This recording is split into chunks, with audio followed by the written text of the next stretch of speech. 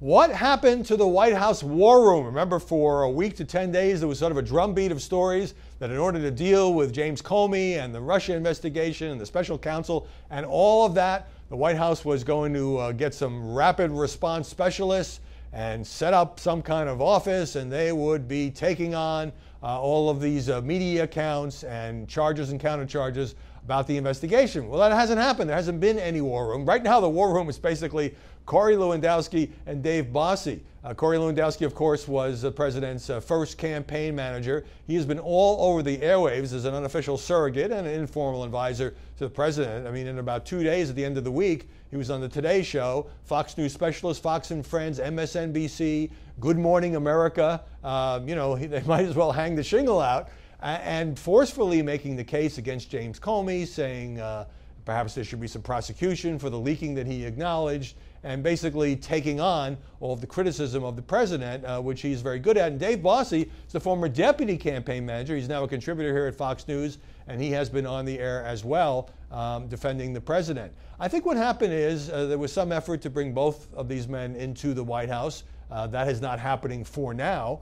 And whatever effort there was to maybe set out some kind of outside group has fizzled for now. But it's put the official spokespeople in a difficult position, because the new modus operandi here, and it's not a new one, Bill Clinton during the impeachment scandal did the same thing with Mike McCurry and his White House spokesman, is to refer any and all questions about an investigation, about Russia, about perjury, about Comey, to the president's outside attorney, New York lawyer Mark Kasowitz.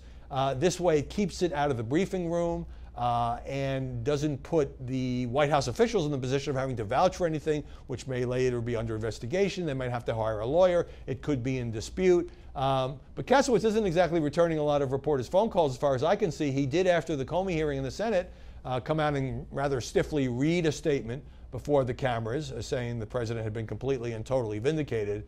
His office is going to need to do a lot more than that if it's going to be the fulcrum or the forward line of defense for the president, given that there were so many stories with so many allegations continuing to swirl around this whole matter. And, when it comes to, it doesn't stop reporters from asking, for example, Sarah Huckabee Sanders, well, are there any tapes? The president had tweeted about the possibility of taped conversations between himself and Comey. Comey said, Lordy, I hope there are tapes, release them.